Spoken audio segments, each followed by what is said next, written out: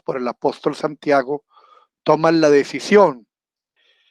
Y así entonces se establece en la iglesia el concepto del concilio para dirimir todas las dificultades que se presenten al seno de ella.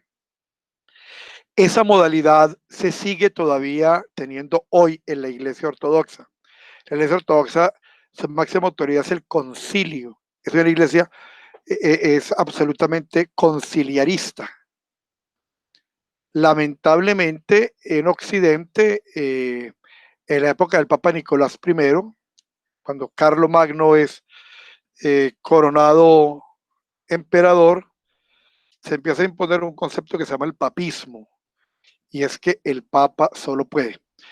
Bueno, a partir de ahí entonces, de este ejemplo que nos dan en el año 51 los apóstoles para dirimir una dificultad, la iglesia empieza a entender que ante una dificultad de orden dogmático, cualquiera que ella sea, la autoridad es el concilio. ¿Por qué el concilio? Porque antes de la ascensión, el Espíritu Santo, Jesús les dice que le va a enviar el Espíritu Santo y les agrega, y yo estaré con ustedes todos los días hasta el fin del mundo. La promesa es sobre la comunidad, sobre el colegio apostólico, no sobre uno, sino sobre todos. Entonces, de ahí en adelante, se ha seguido utilizando el concilio como elemento central. Les decía entonces que este primer material no es el que, no lo vamos a acabar de revisar punto a punto. La idea es que cada uno de ustedes lo revise, que cada uno de ustedes lo trabaje un poco. Después de la historia de San Pablo, les voy a empezar a hablar del apóstol Santiago. Voy a hacer simplemente unas precisiones. El primer obispo de Jerusalén, el que, como dijimos hace un momento, presidió el concilio de Jerusalén, el concilio apostólico. El hermano del Señor. ¿Y por qué el hermano? Porque la tradición nos enseña, en primer lugar, que María es hija de unos padres estériles, que por la gracia de Dios, Ana queda embarazada y consagran la niña al templo. A los 3 años la Virgen María es llevada al templo y consagrada.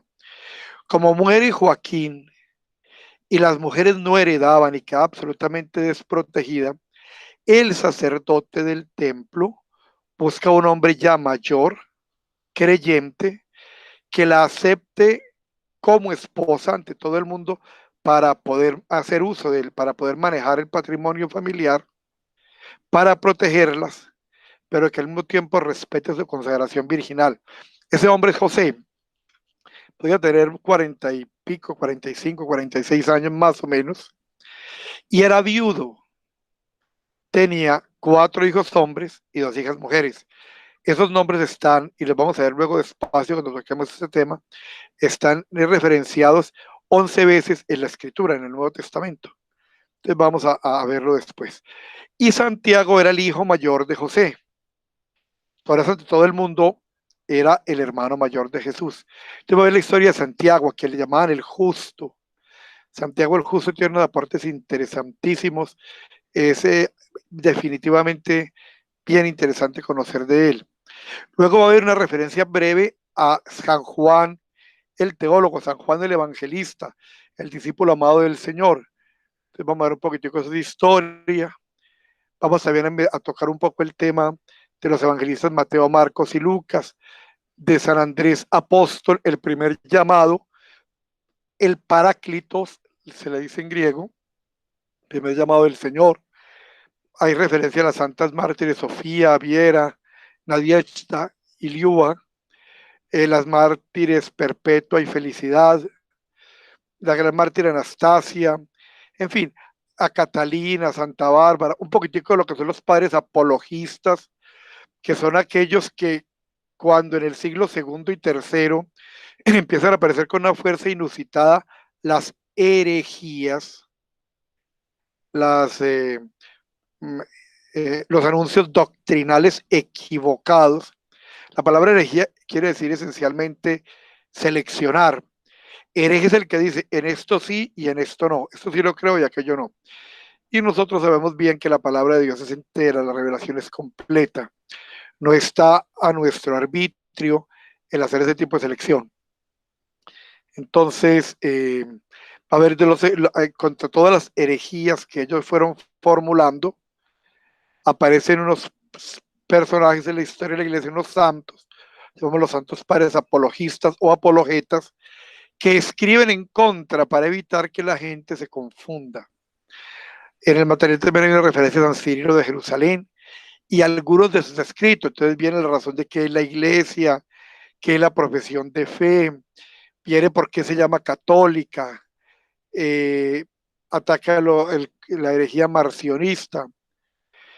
Otra muy importante es la primera apología de San Justino Mártir en defensa de los cristianos. Entonces va a hablar de elementos muy interesantes. Mire, cuando uno lee este tipo de escritos y son breves, entiende cómo muchas de las tradiciones que hoy en día tenemos vienen desde esa época de la primera comunidad cristiana, y también algunas que desdeñamos y creemos que no tienen interés cuando ven por qué los cristianos de la iglesia primitiva lo asumieron, entendemos el significado y el valor, y vemos que el conservarlos es importante para mantener intacto ese tesoro de la fe, que lamentablemente en este momento hay quien cree que eso es de ahora, o que es de, no, es que esta iglesia tiene 300 años no es nada contra 2000. Entonces, es ver cómo si queremos vivir una fe pura, una fe de acuerdo al querer y a la revelación del Señor, es importante retomar las fuentes. En este punto voy a hacer una precisión que es importante. Hay dos elementos a partir de los cuales nosotros podemos tomar información del cristianismo primitivo y de nuestras creencias.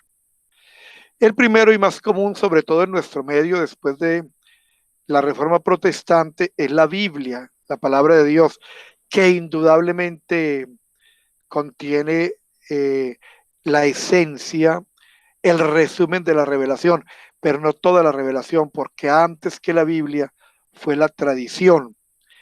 Hay personas que por desconocimiento del tema se imaginan que Jesús o que los profetas del Antiguo Testamento andaban con un secretario al pie, con un copista que iba tomando nota. Cuando leemos un poco sabemos que que el Antiguo Testamento, una gran parte de él no fue escrito inicialmente, porque el pueblo de Israel era un pueblo nómada, ya que vivía en un terreno absolutamente pedregoso, en un terreno muy, pues, absolutamente nada apto para la agricultura. Entonces se dedicaban al pastoreo de ovejas. Y cuando llega con 100 ovejas a un pedrero, en 2 días se acaban y tienen que levantar su carpa e irse para otro lado. Entonces era un pueblo que permanentemente estaba levantando sus carpas buscando dónde llevar a pastorear sus ovejas.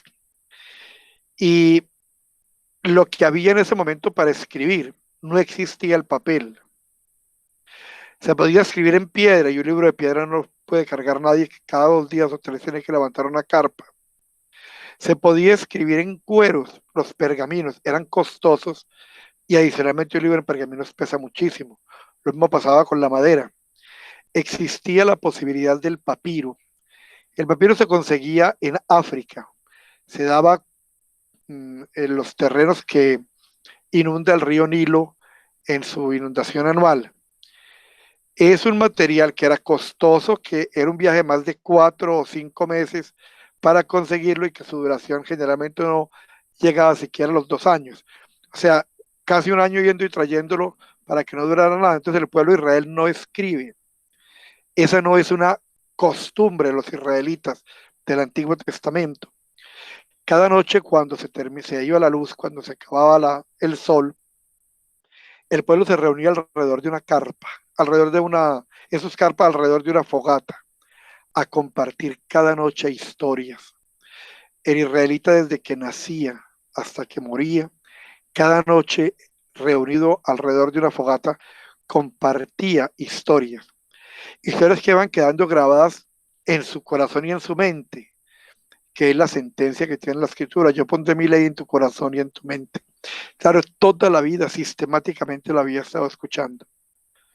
Por eso, cuando llega el periodo escriturístico, o sea, cuando ya después de la deportación a Babilonia, que los babilonios los diseminaron, los separaron, la diáspora, la primera diáspora judía, cuando vuelven a la tierra, a su tierra, se dan cuenta que tienen que escribir porque si los separan, muere la tradición. ¿Y que empiezan a escribir? La historia que cada uno de ellos conocía. Por eso cuando hablamos de los libros del Antiguo Testamento, de la gran mayoría no tenemos la más remota idea de quién lo escribió. Los 5 primeros que se dicen los libros de Moisés, cuando eso se escribió, Moisés lleva más de 1000 años de muerto. ¿Por qué se habla de Moisés? Porque Moisés es el personaje central de ellos. Entonces el pueblo de Israel no escribió. Cuando estudiamos la teología de la inspiración, sabemos que lo primero lo que Dios te inspira es a vivir. Dios enseña a vivir. Y después Dios enseña a entender. Y por último, en el pueblo elegido, en el pueblo de Israel, inspiró a escribir. ¿A escribir qué? Lo que todos sabían desde niño, porque se repetía cada noche. Entonces, esa es la realidad. Voy a cambiar de presentación. Esa es la realidad esa es la realidad que vive el pueblo de Israel. Entonces la escritura no es en ningún momento la primera realidad que el pueblo vive. Fue un fenómeno muy posterior y que se dio básicamente por un fenómeno político, que se vieron desplazados, que se vieron desterrados de su territorio. Luego el fenómeno de compendiar todas esas obras que estaban escritas vuelve a ser la segunda diáspora, cuando la revuelta seleucida, cuando la revuelta macabea contra los seleucidas, y siempre es la misma condición, siempre se da como un hecho fortuito, pero lo que se va a reunir, lo que se va a escribir, lo que se va a entender, es lo que el pueblo ya vivía. Por eso la Biblia es de toda la experiencia de un pueblo, formada y gestada en la tradición. Entonces la tradición es incluso más importante que la escritura. De la tradición nace la escritura, no al revés. Entonces, todo esto nos pone de frente a la realidad que queremos hoy terminar. Hoy que tenemos el tema de historia de la iglesia, vamos a repasar unos temitas, a precisarlos, a tratar de armar un esquema en la mente de cada uno de nosotros, para que ya con el tema adecuado empecemos la semana entrante, con la ayuda de Dios, el estudio del credo, en qué creemos, los artículos de la fe. Entonces vamos a ver un resumen de la historia cristiana. Este resumen está sacado del material que ya todos tienen. Sin embargo, puede haber algunos datos que no están allí. Hoy mismo lo vamos a colocar en Google Drive. Albert Capera, que es quien está coordinando esa parte técnica, lo va a subir y les manda la forma, el vínculo para conseguirlo. Entonces vamos a ver un poquito con la historia de la iglesia en siglos. Yo no me voy a explicar algunas cosas, pero el resto va a ser prácticamente la lectura de este resumen. La historia de la iglesia es ante todo la historia de la comunidad cristiana que se halla anclada en la historia de la humanidad. Por eso decimos que es una fe histórica, la nuestra es una fe histórica. ¿Se inicia cuándo? Con el nacimiento de Jesús, que se encarnó en la Virgen María, Dios que se encarna, en un lugar geográfico preciso en Belén, de un linaje humano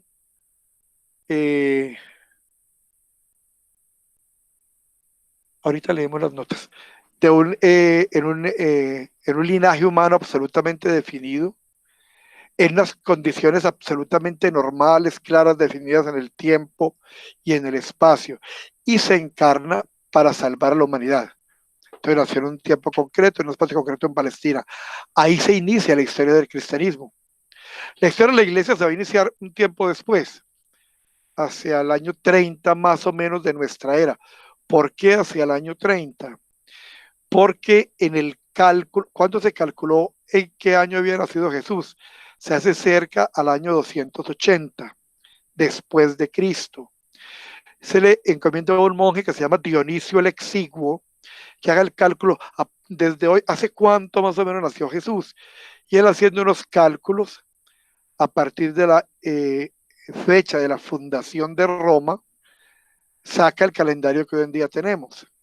Sin embargo, hoy sabemos, y luego lo vamos a ver con detalle, que esa fecha está errada, que en esa fecha hay un error entre 4 y 6 años, ya que el censo en el cual participa José y María, convocado por Cirino, tuvo que haber sido por lo menos 4 años antes. Se habla de Herodes en el relato y Herodes se había muerto ya para el momento en el cual la referencia histórica tenemos.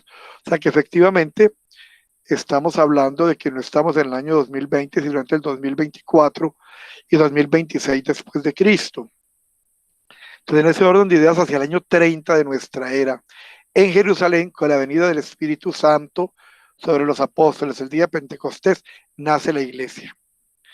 Pedro, inspirado por el Espíritu Santo, se dirigió a una multitud de judíos que se hallaban ese día en Jerusalén y les explicó que Jesús es el Mesías, el Hijo de Dios que venció a la muerte y a los 3 días resucitó, que él y sus compañeros son testigos de eso. Ese era el mensaje básicamente que se hizo al comienzo de la iglesia. Cristo vive, yo lo vi. Era el testimonio. Y entonces, cuando repasamos el texto de Hechos de los Apóstoles, en el capítulo 2, se nos dice que ese día se les unieron más o menos 3,000 personas. Ese día nace la iglesia. En el estudio de la iglesia recordamos entonces que la historia de toda la familia cristiana, que se ha dado a través de los siglos. La iglesia entiende que es importante el estudio de la historia. ¿Por qué? Por 3 razones. La primera, porque Dios interviene en la historia de la humanidad y está presente de muchas y diversas formas en ella. Cuando miramos todo el desarrollo del Antiguo Testamento especialmente, vamos a ver que es la historia de un pueblo a través de la cual Dios se va revelando, o sea, la voluntad divina, el ser del Señor, del Dios, se va haciendo realidad en la historia de ese pueblo. Lo llamamos régimen teocrático. Entonces Dios interviene en la historia, por eso es importante también en la historia del cristianismo ver la presencia del Señor. En segundo lugar, porque habla a los hombres y mujeres de todos los tiempos por medio de la iglesia y de los hechos de cada día. Dios sigue hablando a través de la iglesia. Y también porque acompaña y guía a toda la gente que quiere seguir a Jesús. Entonces la iglesia fue primeramente un fenómeno urbano, nace en la urbe, más tarde se va a extender a las zonas rurales. La mayoría de las personas eran gente de clase media, entre media, media y media baja, pero eran trabajadores, eran artesanos, eran pescadores. No era la gente más paupérrima que simplemente al no tener ningún futuro ni nada que hacer se adherían a la nueva religión. No era gente que tenía su oficio. Incluso cuando leemos Hechos de los Apóstoles vemos que había gente adinerada y los de menos tenían muchos de ellos sus propias posesiones. Entonces no es el refugio de unos desterrados. Como hecho notorio, en el primer siglo, una fe nacida del judaísmo, que entre otras cosas enseñaba que un judío no se podía casar con una mujer que no fuera judía, con esa concepción de pueblo elegido, con esa concepción de que esa etnia es la única en la que Dios se manifiesta, el cristianismo en el primer siglo logra romper esa tradición y se abre y admite los paganos y los bautiza y no les exige cumplir las prescripciones del judaísmo y también se va separando rápidamente de él.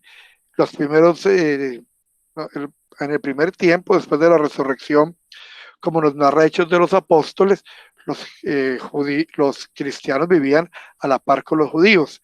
Ya luego eso se va separando. Llega el momento en que el cristianismo une a los fieles de muchas partes que confiesan a Jesús como Señor y Salvador de los hombres. Para entrar en la iglesia entonces era necesario creer en Jesús y aceptarlo como Salvador, arrepentirse de los pecados y ser bautizados en el nombre de Jesús, en el nombre de la Trinidad mejor, para recibir luego el Espíritu Santo. Cada comunidad local desde un principio empezamos a esta organización dirigida por un obispo que estaba acompañado de unos presbíteros y después de unos diáconos. Entonces se van los órdenes de la jerarquía eclesiástica. Todos habían recibido la imposición de manos de los apóstoles. Pero como detalle bien importante, y quiero que lo subrayemos, los apóstoles mismos no fueron jamás obispos locales. Fundaban comunidades, el caso de Pablo, muchísimas, el caso de Juan en las iglesias del Asia Menor. Todos los apóstoles formaban comunidades, dejaban un encargado, un obispo y seguían para otra. Ninguno de ellos fue obispo local, ninguno. Cada uno tenía su carácter propio, cada iglesia tenía los problemas específicos.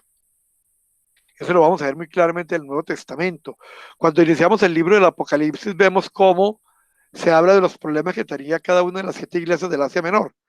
Entonces, eso es una realidad. En las cartas de Pablo vemos exactamente las mismas dificultades que tenía cada comunidad. Entonces, eran grupos concretos, con una realidad concreta a la cual les llegaba la palabra y luchaban de muchísimas maneras para integrarla a sus vidas. Pero además de que era cada uno de una comunidad, se preocupaban por los demás, les importaban los otros. Lo tenemos claro cuando vemos a Pablo haciendo la colecta para los cristianos de Jerusalén, para los cristianos pobres de Jerusalén. De muchas iglesias recogen y ellos todos envían para colaborar. La característica fue que en todas se estaba enseñando la misma doctrina y se practicaban las mismas virtudes y se trataba de vivir la misma fe en Cristo, apoyada por el Espíritu Santo. Eso nos dice Hechos de los Apóstoles, dice se mantenían constantes en la enseñanza de los apóstoles, en la comunión, en la fracción del pan, en las oraciones. Todos los creyentes estaban de acuerdo y tenían todo en común. Vendían sus posesiones y sus bienes y repartían el importe de la venta entre todos según la necesidad de cada uno. Entonces vemos de una manera clara cómo se va articulando la comunidad cristiana primitiva.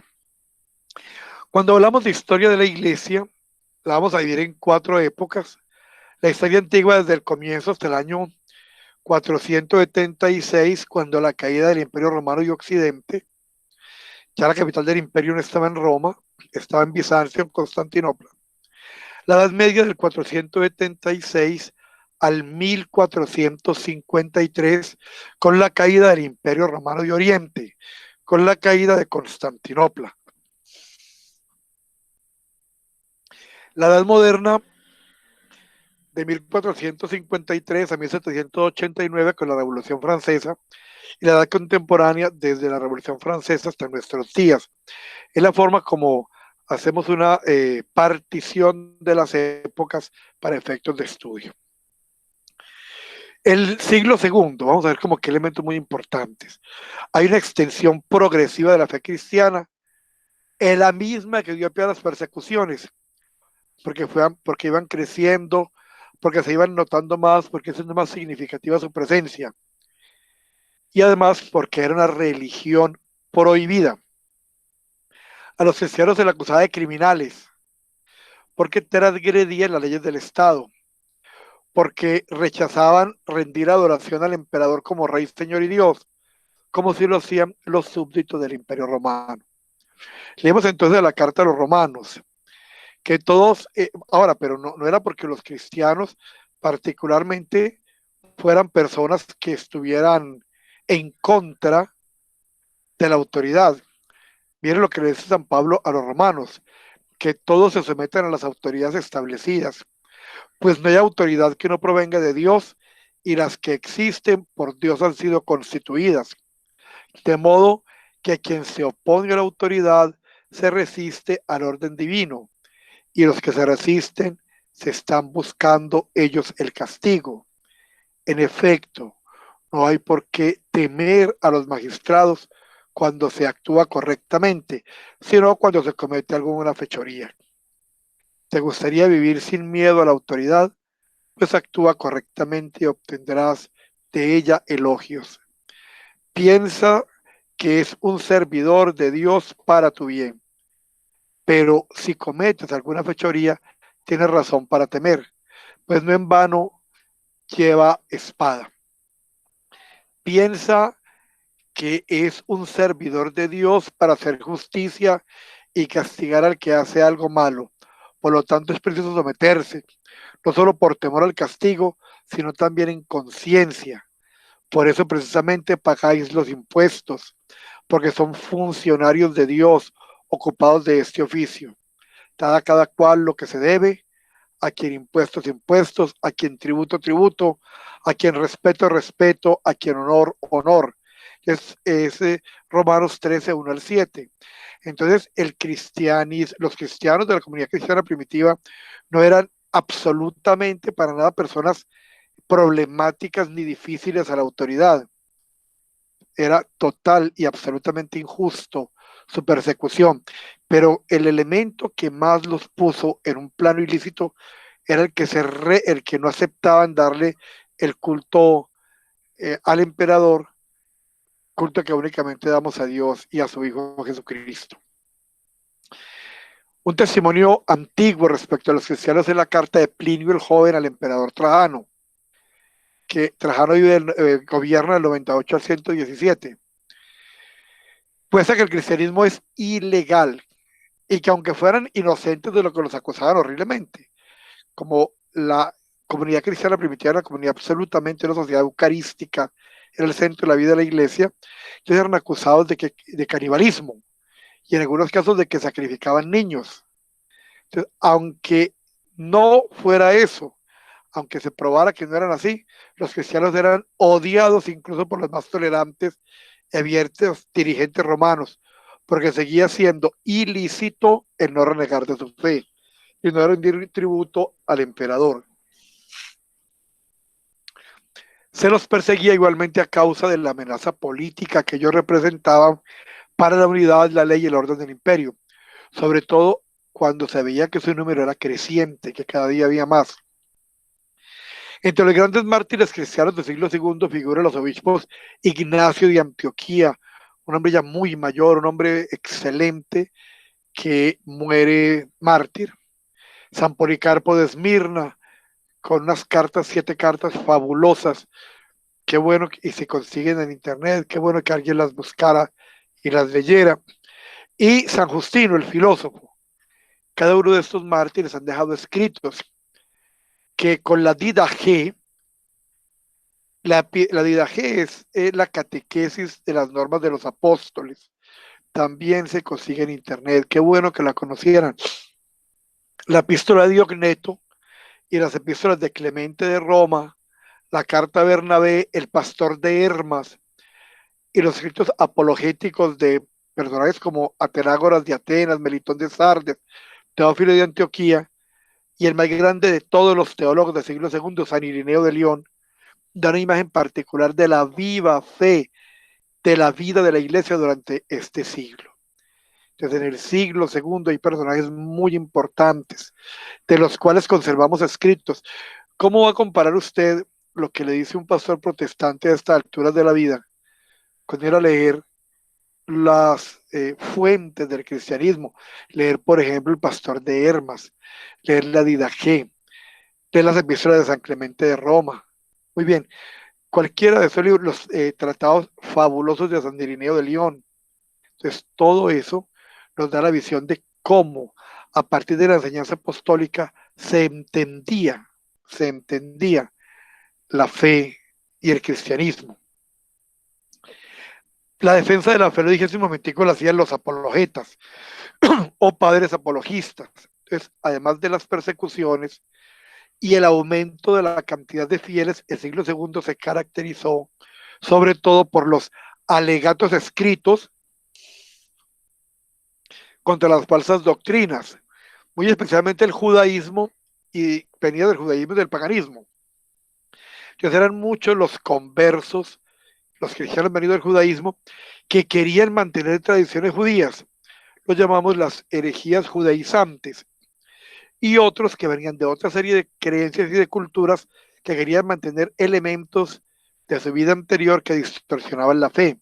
Entonces, a todos ellos y esas creencias que van a empezar a difundirse en las comunidades, aparecen escritos fabulosos en contra de ellos, que son los que llamamos las apologías, y a los que los escriben los padres apologetas. Entonces, el desarrollo de la doctrina de la Iglesia y los que comienzos de la teología posapostólica, empieza todo un fenómeno teológico a fraguarse. El establecimiento de una estructura jerárquica, lo vemos en el siglo II también, obispo, presbítero y diácono. Hay los primeros esbozos de la liturgia y vida sacramental separados de la vida de la sinagoga, y va a comenzar a hacerse el trabajo de establecer el canon bíblico, o sea, de establecer cuáles son los libros inspirados por Dios, los libros que van a ser parte de la Biblia. Al final del siglo II y comienzo del siglo III, aparecen falsos escritos acerca de Cristo, textos que vamos a llamar apócrifos. No es lo mismo que textos pseudoepigráficos. ¿Qué es un texto pseudoepigráfico? Era muy común antiguamente, para darle prestigio a un escrito, ponerlo como escrito por un personaje famoso. Entonces no es lo mismo decir que yo escribía un texto, así yo le ponía el nombre de un apóstol, cartas de San Pablo, cartas de San Pedro, o cartas de algún apóstol. Eso tenía mucho más acogida. Entonces era común que los textos fueran pseudoepigráficos, o sea, puestos a figurar para alguien que no los había escrito. Pero eso es distinto a un escrito apócrifo. Los escritos apócrifos son escritos que la comunidad cristiana primitiva desechó, porque no tenían ningún asidero en la realidad, porque no estaban soportados en ninguna tradición, porque nadie testimoniaba su verdad. Y esos son los que ahora los personajes que quieren medrar, que quieren conseguir dinero a costa de los escritos eclesiásticos, las causas de la iglesia, presentan con tanta rimbombancia. El evangelio secreto de Judas. Y de una forma muy especial le ponen evangelio, no epístola, no, evangelio, para que tenga más fuerza. ¿Qué es el carácter de evangelio? El señor que que encontró el texto y lo está queriendo publicitar para fines económicos. Entonces, todo lo que es apócrifo significa que en el primer momento, en la comunidad cristiana primitiva, los que habían sido testigos de los eventos, los que conocieron la realidad muy cercana de Jesús y de sus apóstoles, les negaron cualquier valor porque no eran ciertos. Entonces aparecen numerosos relatos fantásticos sobre la infancia de Cristo, cosas pues de buena voluntad pero ridículas, que iba el niño Jesús por un camino y quería una fruta y el árbol se agachaba para que la cogiera. Entonces son cosas que son ridículas. Textos como esos son los que hoy gente ingenua se emociona. Mire, encontrar, y eso es que el Vaticano, es el tema de moda, los tiene escondidos para que la gente no los busque. No existía Vaticano en esa época. Y el Vaticano no tiene, tiene algunos de los textos originales, pero no los tiene todos. Nosotros en Oriente tenemos textos originales de la escritura. Entonces, es el desconocimiento que nos puede frente a esas tonterías. Los cristianos que permanecieron fieles a la fe ortodoxa debieron combatir esas falsas enseñanzas desarrollando la teología apologética. Con ella condujo, por ejemplo, la definición de la sucesión apostólica.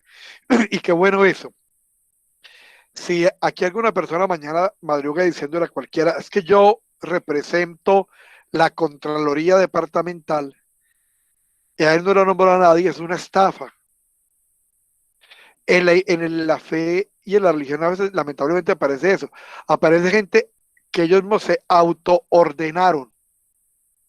O los ordenó un fulano que no viene de ninguna parte. La sucesión apostólica significa que Jesucristo, nuestro Señor Jesucristo, le confiere el ministerio apostólico a los apóstoles.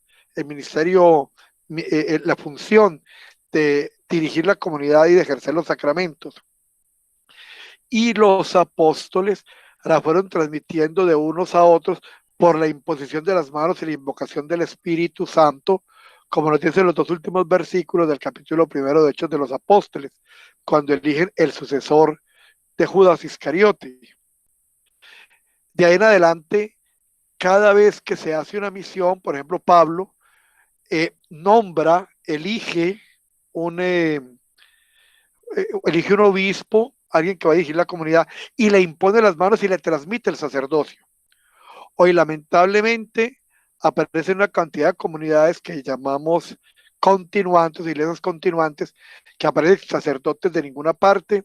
Hubo uno que lo ordenó la Virgen María en un sueño, y la Virgen María no puede ordenar sacerdotes, con todo lo grande que ya no puede.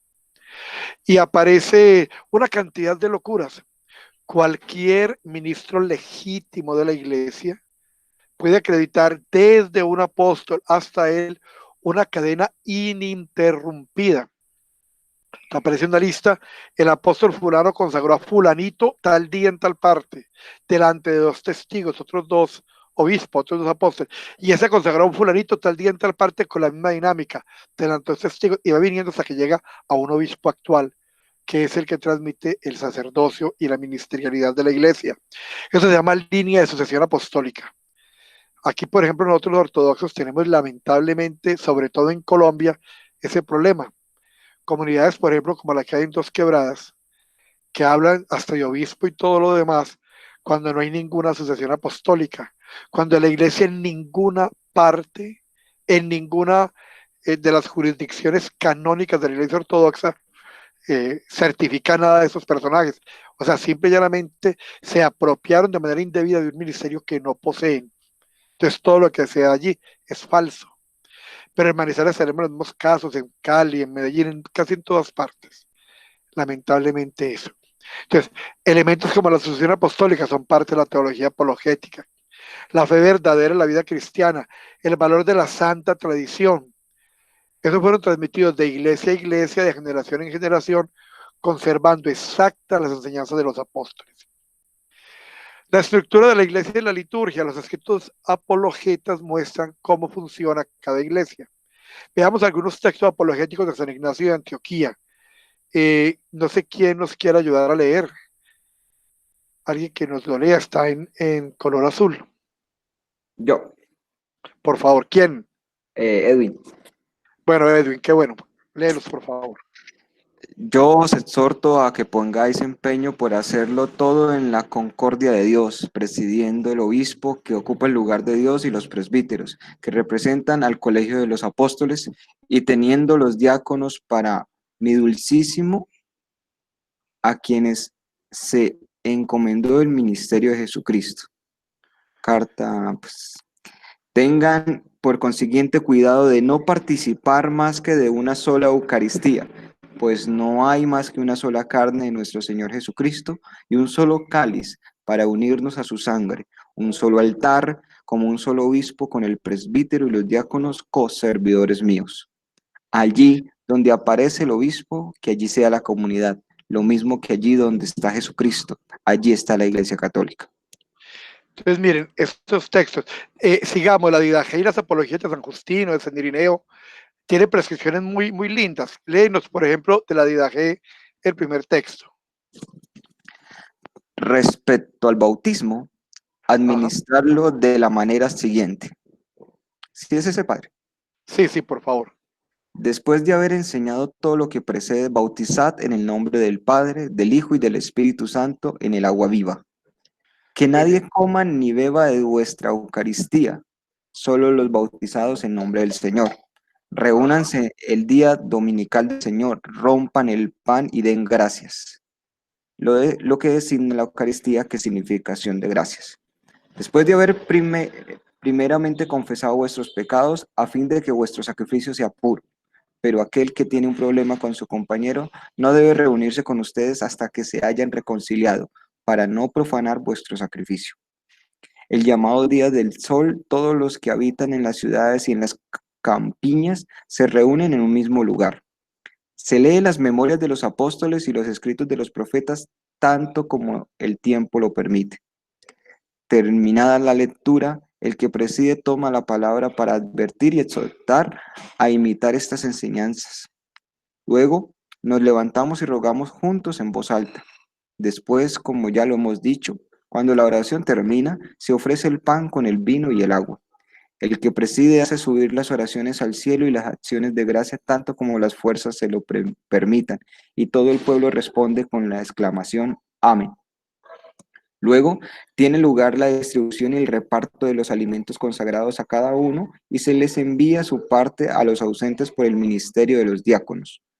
Los que están en la abundancia y que quieran dar, donan libremente cada uno lo que quiere, lo que es recogido y puesto en las manos del presidente, y él asiste a los huérfanos, a las viudas, a los enfermos, a los indigentes, a los prisioneros, a los huéspedes extranjeros. En una palabra, socorre a todos aquellos que están necesitados. Nos reuniremos todos el día del sol, porque es el primer día en que Dios, extrayendo las materias de las tinieblas, creó el mundo, y que ese mismo día Jesucristo nuestro Salvador resucitó de los muertos. La víspera del día sábado fue crucificado, y a la mañana siguiente de ese día, es decir, el día del sol, Él apareció a sus apóstoles y a sus discípulos, y les enseñó esta doctrina, que nosotros hemos sometido a vuestro examen. Ese, por ejemplo, es de la primera apología de San Justino. Y qué bueno que hablando de los diáconos nos lo está leyendo un amado diácono. Gracias. En el siglo III, la iglesia vivió un tiempo de una paz relativa, hasta la muerte del emperador Marco Aurelio en el 185, desde el reinado del emperador Decio, hasta el reinado del emperador Decio. Pero cuando Decio accedió al poder, desencadenó en todo el imperio una persecución general contra los cristianos. Esa se agravó durante el reinado de Valerio, del 253 al 260. Durante este periodo no solamente se obligó a los cristianos a sacrificar a los dioses del imperio, sino también se acosó a los clérigos para matarlos. Todos los bienes de los cristianos debían ser confiscados y destruidos. De esta manera se quería acabar con el cristianismo, lo que luego se va a poner para ser explícito en el siglo IV, en la peor y la última de las persecuciones, la de Diocleciano, que enfáticamente dice que quiere acabar con el cristianismo. Nos sigue diciendo que después de Valerio vino Galiano, su hijo, que puso término a la persecución general. Y los cristianos vivieron otro momentico de paz, y cualquier momentico de paz que se daba, empezaban a crecer vertiginosamente el número de los creyentes. O sea, la acción y la eficacia del Espíritu Santo. Llegando incluso a principios del siglo III, mejor a mediados del siglo III, a tener casi una décima parte de la población del imperio. Y la población del imperio para ese momento podía ser más o menos de 50 millones de habitantes. O sea, hablamos de casi 5 millones de creyentes. Entonces, había un crecimiento grandísimo. Pero el fenómeno del lapsi, en latín quiere decir los caídos, el que ha apostatado. Con todas las persecuciones, había personas que cuando veían su vida comprometida o que estaban bajo tortura o cosas muy complicadas o dificultades sociales muy difíciles porque eran marginados y todo eso, sencilla y llanamente renunciaban al cristianismo, apostataban de Cristo, pero eran presionados por el miedo, por infinidad de elementos. Y otros que no eran capaces de cambiar su forma de vida pagana. San Pablo nos va a contar muchos de esos casos, y seguían viviendo de una manera escandalosa y por esa razón eran retirados. Entonces, ¿cómo manejar los lapsi? ¿Qué hacer con ellos? Entonces había unos grupos absolutamente fanáticos, duros, que insistían en que no había penitencia posible para cualquier pecado grave cometido después del bautismo. Después del bautismo no se podía cometer un pecado grave porque no se podía perdonar. Ellos rechazaban la penitencia para todo el que había faltado a la vida cristiana, se oponían a los obispos que admitidos, por ejemplo, que les permitían comulgar o les daban sacramentos. O sea, les negaba toda posibilidad de conversión al que cometió un pecado. Y pues para el momento, un pecado gravísimo era la apostasía.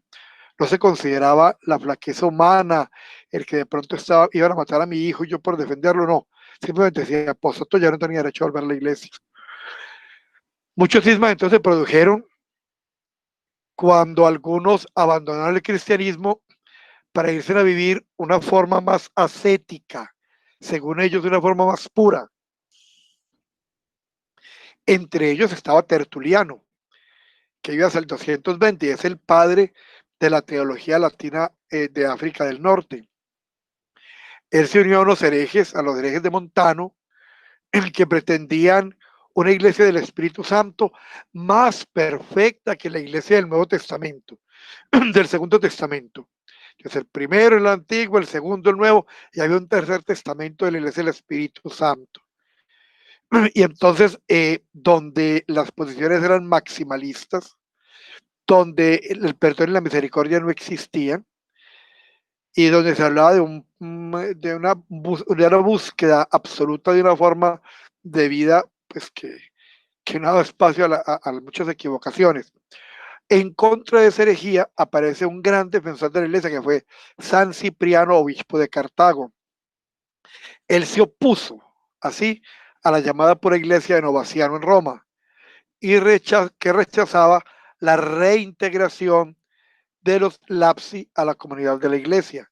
Entonces la iglesia muy pronto definió su posición y a los que se habían equivocado los retomaba después de unas penitencias y de un tiempo de oración, les permitió volver a la iglesia.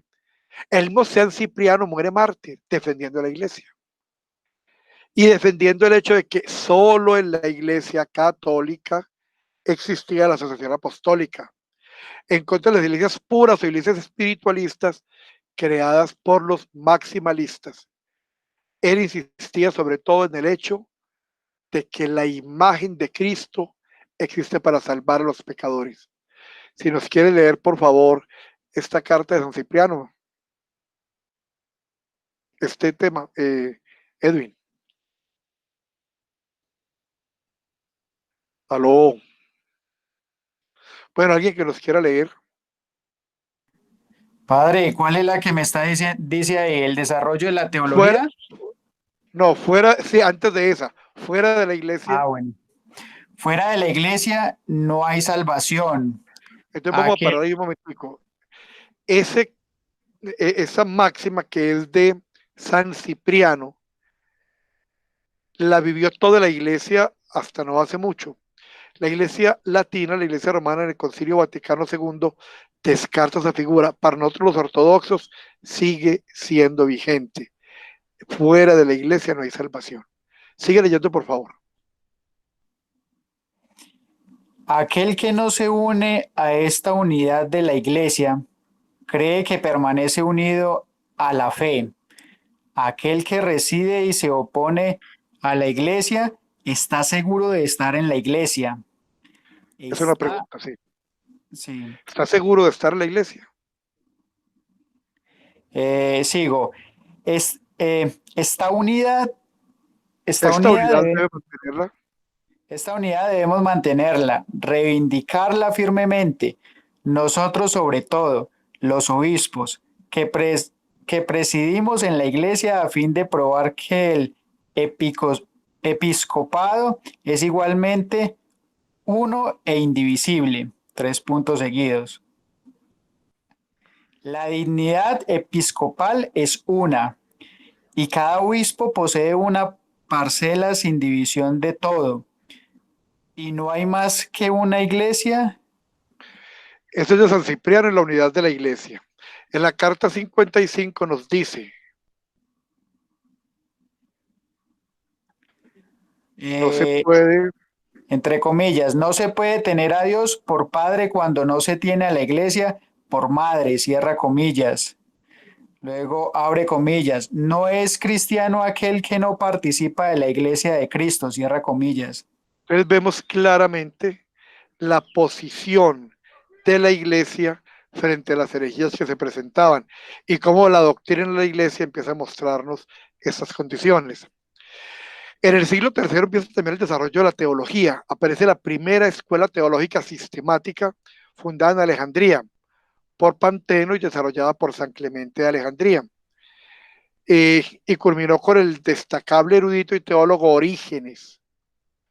Contrariamente a Tertuliano, que rechazó toda alianza entre la filosofía pagana, la filosofía griega y la revelación cristiana, Los alejandrinos afirmaban que la filosofía griega constituía una buena introducción al Evangelio y que las verdades de los paganos podían y debían ser integradas y encontrar su perfección en las verdades de la fe cristiana. En este espíritu de Orígenes, en este espíritu es que Orígenes escribía a su discípulo San Gregorio el Taumaturgo. ¿Nos lees, por favor?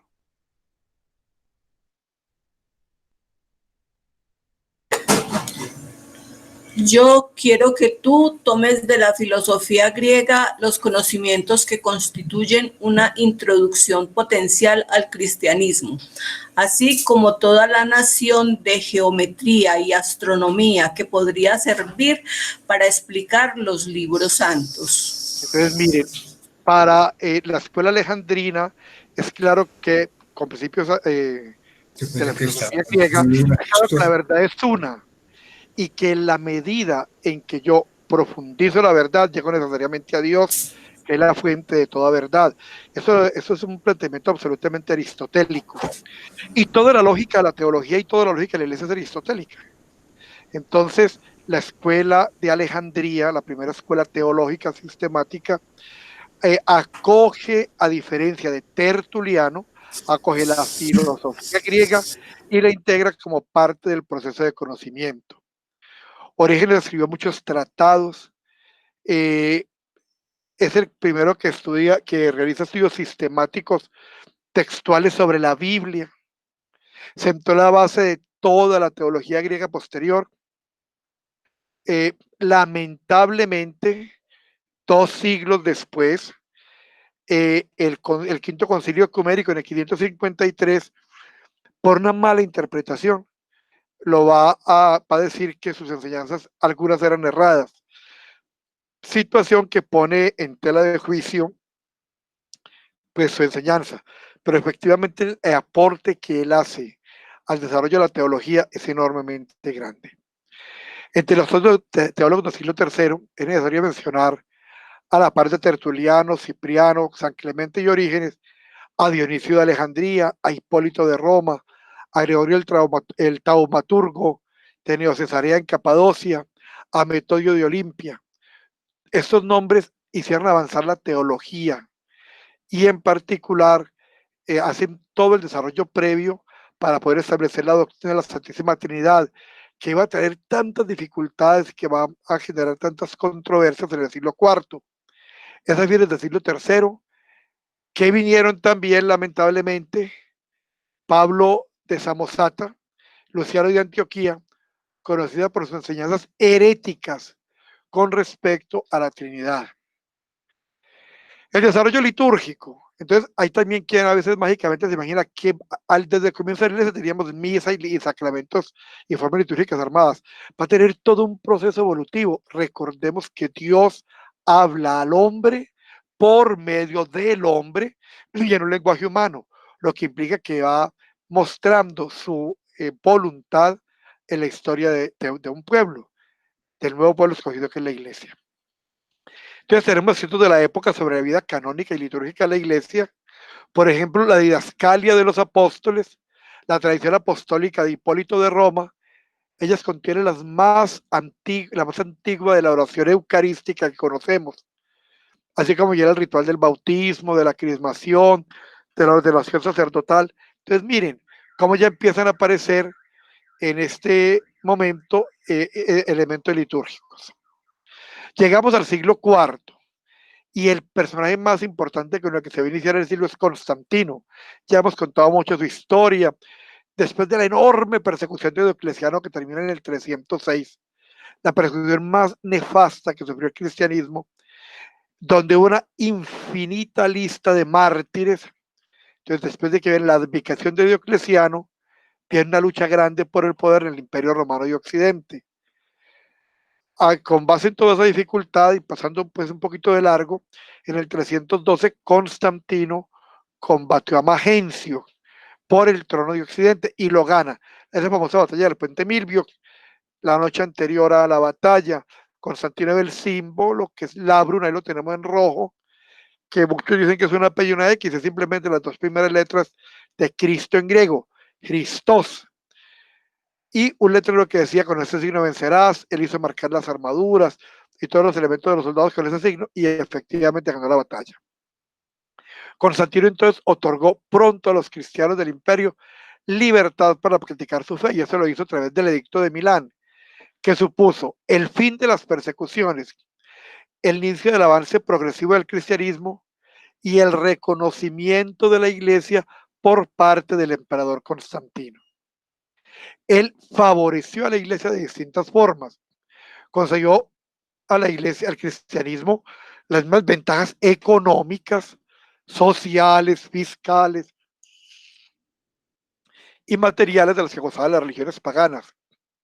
Mandó construir iglesias más esplendorosas de lugares significativos, e incluso muchas iglesias paganas las entregó para el cristianismo, y aparece una relación entre el Estado y la Iglesia que fue cada vez más estrecho.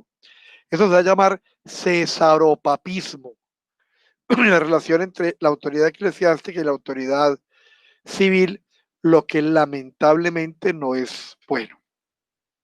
En el 325 Constantino traslada la capital del imperio a Bizancio, a la que llamó Constantinopla, y ya cuando estaba para morir en el 337, en el hecho de muerte se bautizó, se hizo cristiano. Algunos dicen que esperó hasta el final de su vida para no cometer ningún pecado grave después de su bautismo, conforme a lo que vimos ahora en los lapsi. Bueno, lo cierto es que se bautiza ya próximo a su muerte. El otro edicto importante va a ser el edicto de Tesalónica, hacia el año 380, con el emperador Teodosio, que es quien establece al cristianismo como la religión oficial del imperio. Las leyes del imperio favorecían a la Iglesia. Los obispos adquieren rangos y funciones imperiales y civiles, cesaropapismo. Las fiestas del calendario civil se modifican para que se ajusten a las costumbres cristianas, y se modifican todas las leyes que eran contrarias a la moral cristiana. Fue abolido entonces la pena de muerte, la crucifixión, se prohibió el infanticidio, se favoreció la vida familiar con leyes y normas. Por eso, cuando miramos la estructura del derecho en Occidente, el marco sobre el cual está construido es un marco cristiano. Los derechos de Occidente tienen como base el derecho romano, que incluso se llama derecho universal. Entonces, ese derecho romano está constituido y ajustado de acuerdo al cristianismo a partir de ese momento.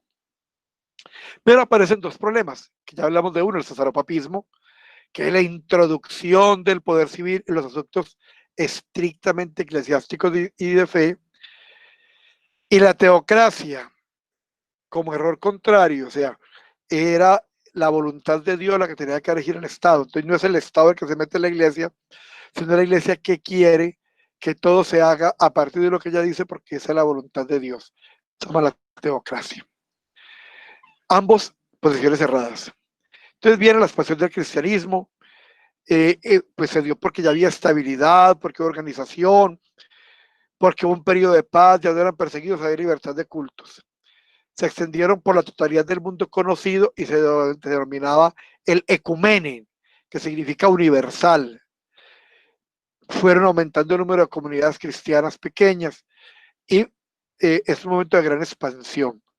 Pero a la par con el crecimiento, hubo formas diferentes de entender el Evangelio, y en muchos casos, más que formas inocentes y bien intencionadas de interpretación del Evangelio, había el deseo de establecer, demostrar poder y preeminencia de unos sobre otros, y eso llevó a que aparecieran las herejías, casos muchos. Marción está ahí mencionado en el texto, pero hay muchísimos más, Nestorio, el docetismo, hay muchísimas más. Simple y llanamente por una posición no santa de querer fijar mi posición por encima de los demás, y eso generó divisiones.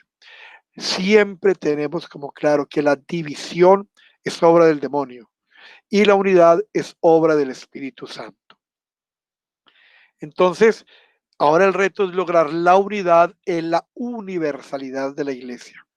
La iglesia tiene cantidad de personas de muy distintas culturas, ya casi de todo el mundo conocido en el momento, y eso hace mucho más difícil mantener la universal, la unidad. Entonces, ¿qué se empieza? Se fija por escrito la doctrina de los apóstoles mediante fórmulas que fueron validadas por toda la iglesia, que sirvieron de síntesis de la fe a quien deseara iniciarse en el cristianismo. Entonces ya empezó a fijarse la lista de los libros del Nuevo Testamento y aparece la necesidad de un credo, de un símbolo de fe. Dos elementos fundamentales: precisar los libros inspirados para establecer la Biblia y tener una fe común para todos, el credo. Aparece en ese momento alguien, personajes de los que también ya hablamos, los padres de la iglesia. Entonces tenemos clara la doctrina, y es que el obispo, como sucesor de los apóstoles, que tiene la plenitud del sacerdocio de Cristo, tiene una triple misión: ser pastor, ser maestro y ser pontífice, que dirige la diócesis que Dios le ha confiado. Aparece un gran número de obispos que sobresalen por ser sabios, cultos, preocupados por predicar el evangelio. De esos obispos van a aparecer los que vamos a llamar padres de la iglesia. Sus características eran antiguos, su enseñanza nunca fue acusada de error, lo que enseñaron lo vivieron, fueron santos y gozaron de la aprobación de toda la iglesia, y todo lo que enseñaron quedó por escrito. Esto se llama los padres de la iglesia, pero esas 4 características. Son los grandes defensores de la ortodoxia de la iglesia, de la ortodoxia, por ejemplo, nicena, del concilio de Nicea. Van a aparecer entonces San Atanasio el Grande, obispo de Alejandría, lo que llamamos los padres capadocios, muy importante en el desarrollo teológico y doctrinal del cristianismo, que son 3: San Basilio Magno, su hermano San Gregorio de Niza y su gran amigo San Gregorio Nacianceno el teólogo. A eso le llamamos los padres capadocios. Estos padres explicitaron la fe cristiana, sufrieron mucho por defender las doctrinas fundamentales, pero nos mantienen la enseñanza de Dios en Trinidad, Padre, Hijo y Espíritu Santo. 3 personas divinas, increadas de una sola naturaleza divina. Los padres los clasificamos en 3 periodos: el periodo preniceno, el periodo de oro y el periodo final. En el preniceno tenemos 2 grupos: los padres apostólicos, por su antigüedad, cercanía a los apóstoles, siendo los más, pues por mencionar algunos simplemente, San Ignacio de Antioquía, San Clemente Romano y San Policarpo de Esmirna. Son como los más representativos. Hay otros muy importantes, San Justino, otros mucho menos. Los padres prenicenos, en segundo grupo, son aquellos que estuvieron antes del concilio de Nicea, y destacan los padres apologetas por su defensa de la fe. El más importante es San Irineo de León. Luego viene un periodo de oro, la época de oro de los padres de la iglesia. Aparece lo que llamamos los padres dogmáticos. Son los grandes maestros de la fe cristiana. Enormemente grandes, San Atanasio y San Jerónimo.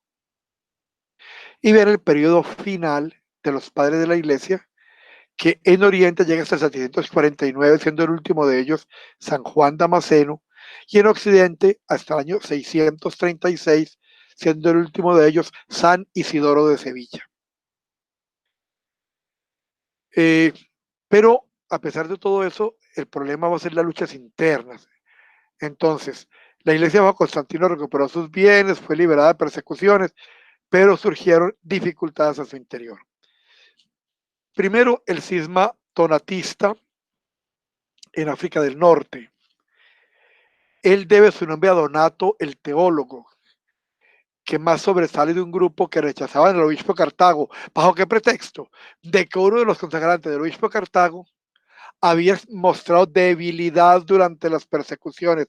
Otra vez llegó una manera la teoría de los lapsi. Como ese de las épocas de las persecuciones no fue fuerte y ofrendó su vida con todo arrojo, y fue uno de los obispos que consagró al obispo de Cartago de ese momento. Entonces dudaban de la validez de la ordenación episcopal del obispo de Cartago. Entonces, en esta Constantino, cesaropapismo, viene a intervenir en esa controversia. Primero tomó parte a favor de los donatistas y luego de sus adversarios. Y lamentablemente utilizó la fuerza física, ya los medios de coerción, para imponer sus decisiones. Este cisma, esta separación, provocó el hundimiento de la Iglesia de África del Norte, que había sido una iglesia gloriosa, con una gran riqueza para la vida de todo el cristianismo, y creó un precedente de lo malo que era la intervención del gobierno, del emperador, en los asuntos eclesiales. Luego apareció otro fenómeno muy complicado que va a ser la controversia arriana. Arius es un sacerdote de Alejandría que enseñaba que el Logos divino, o sea, el Hijo de Dios, el Verbo de Dios hecho carne, Jesucristo, no es el Hijo de Dios y Dios, sino solamente una criatura, como las demás, sacada de la nada por Dios. Según Arius, Dios no es trinitario. Solo el Padre es el creador y él solo sería Dios. Y Dios Padre habría creado al Hijo como la primera y la más elevada de las criaturas, pero al fin y al cabo creado, y no sería Dios. Ese Logos no podría ser llamado divino de manera simbólica, sería el instrumento de Dios para la salvación del mundo, pero había nacido hombre Jesús para este fin. Así, según Arius, Jesucristo no es hijo de Dios increado, divino, que posee exactamente su misma naturaleza, sino que es una criatura, lo mismo que el Espíritu Santo. Dios no es Trinidad. Entonces, esa era la herejía de Arrio. Herejía que va a preocupar enormemente a Constantino, que estaba tratando de unificar el imperio con la nueva religión. Y ve que se estaba dividiendo enormemente el cristianismo, entonces interviene y cita el primer concilio ecuménico, celebrado en Nicea el año 325. La controversia arriana fue llevada a todas las iglesias del concilio de Constantinopla. Este primer concilio precisó que el Logos, el Verbo, el Hijo de Dios, es increado y es divino, que Jesucristo es Dios. Quien me ve a mí, a Dios ha visto. Él es engendrado por el Padre y no hecho ni creado por él. Es cosustancial al Padre, eso lo vamos a llamar en teología el homoousios. Él es verdadero Dios, de Dios verdadero. Es el Verbo de Dios por quien ha sido hecho todo. Es ese Hijo único de Dios, unigénito, increado y divino, que tomó carne de la Virgen María, deviniendo en ello Jesucristo, Mesías de Israel y Salvador del mundo. El concilio de Nicea entonces concretó el primer concepto de la teología cristológica. El concilio de Nicea también decretó un cierto número de cánones concernientes a la orden y disciplina de la Iglesia. ¿Cuáles? Confirmó la primacía de la Iglesia de Roma para el occidente, de Alejandría para el África y de Antioquía para el oriente. Está en el canon sexto. Se reconocía la dignidad de la Iglesia de Jerusalén, canon séptimo.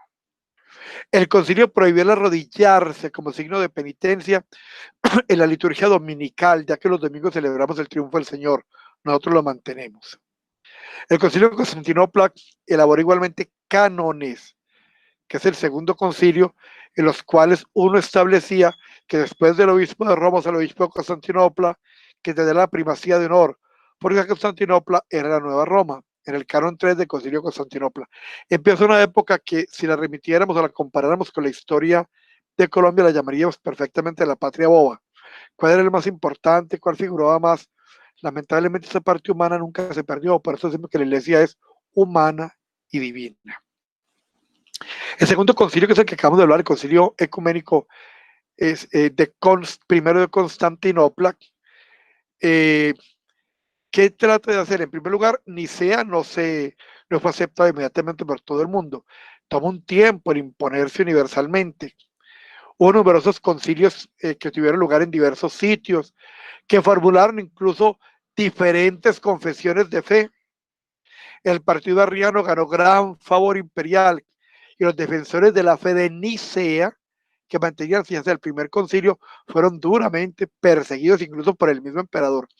Miren cómo cambia la posición.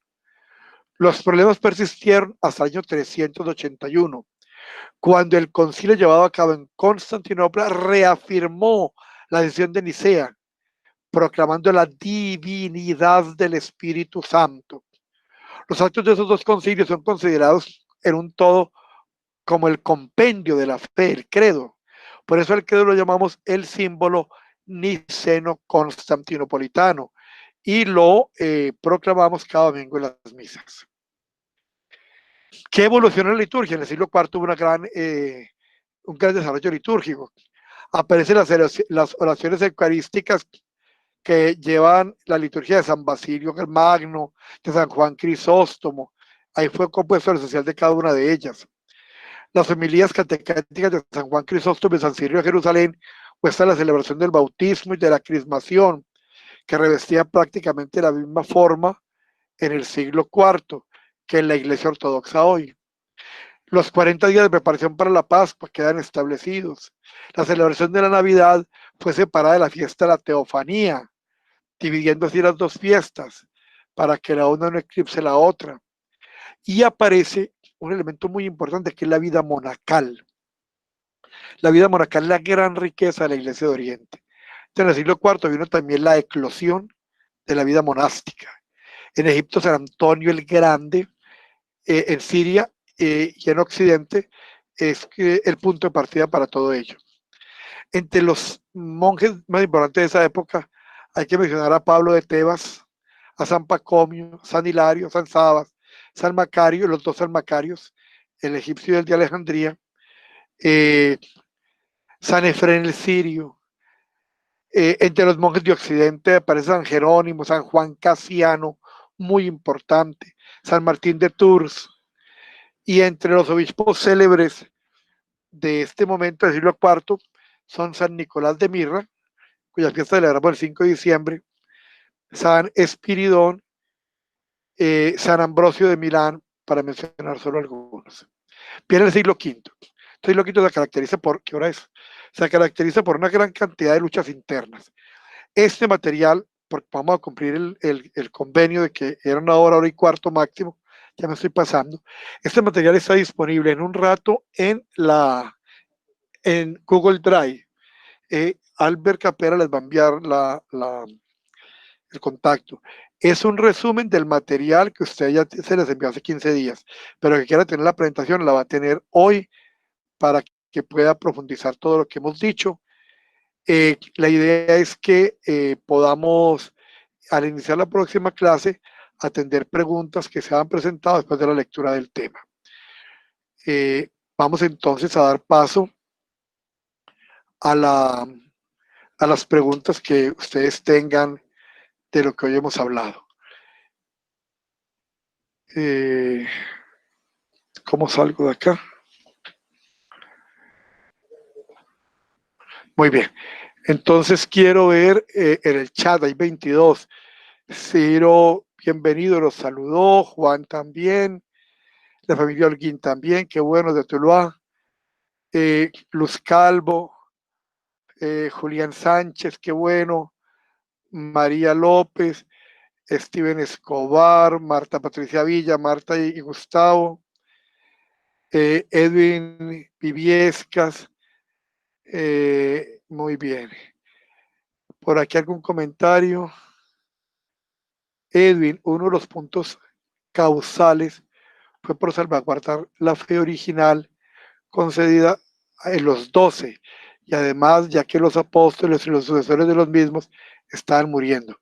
Bueno, entonces sí, eso es la función que van a hacer los padres de la iglesia, que muchos de ellos son discípulos de los apóstoles. La comunión eclesial y esta virtud de la iglesia la dejó claro en aquello que sería conveniente para la unidad del imperio. Muy bien. Estos son como los principales aportes. Ahora yo quisiera escuchar, si alguien quiere hacer alguna pregunta, si quiere algo que comentar o decir.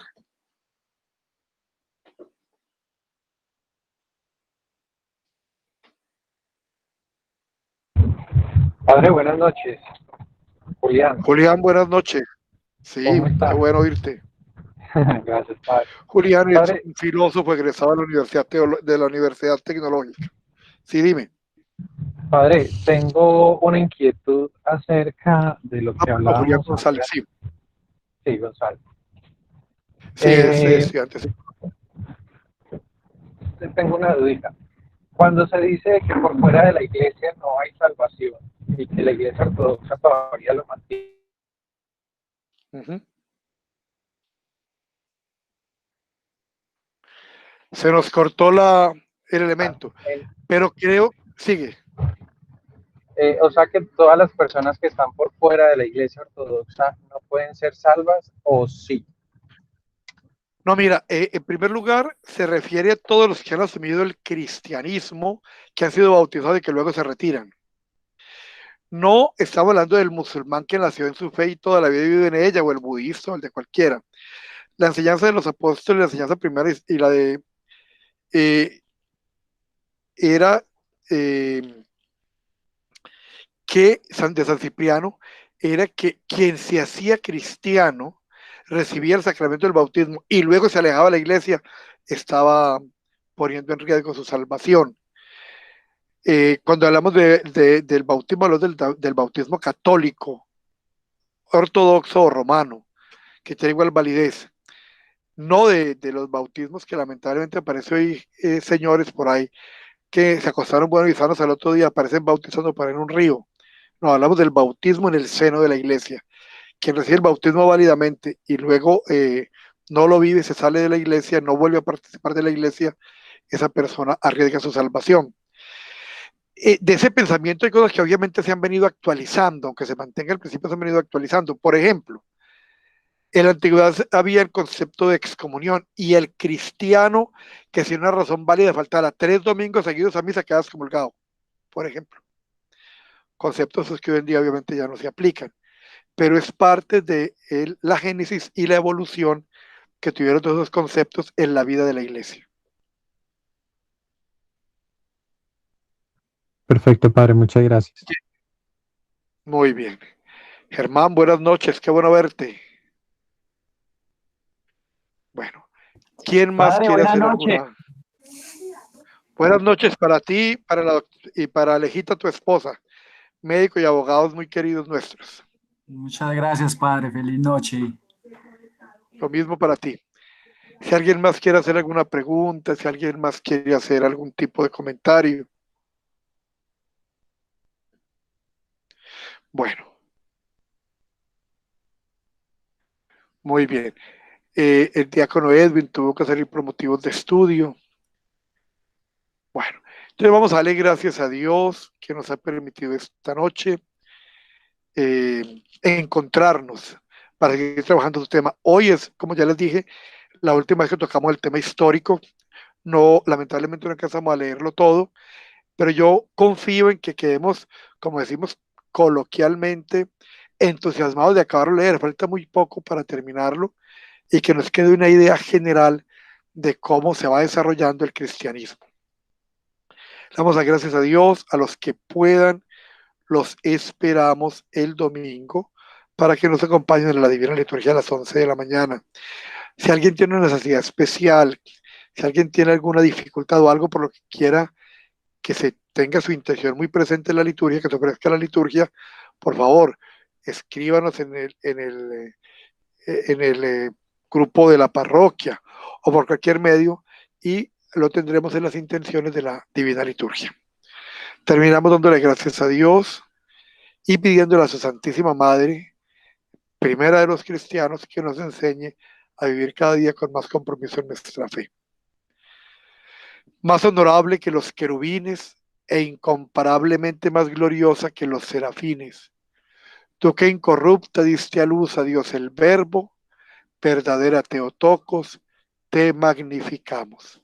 Gloria al Padre y al Hijo y al Espíritu Santo, ahora y siempre y por los siglos de los siglos. Amén. Qué bueno ver a Vladimir, me alegra mucho. Que Dios los bendiga y los guarde en el nombre del Padre, del Hijo y del Espíritu Santo. Amén. Feliz noche para todos. Gracias, padre, lo mismo. Lo mismo. Feliz noche. Les repito, el material va a estar ahora, la presentación disponible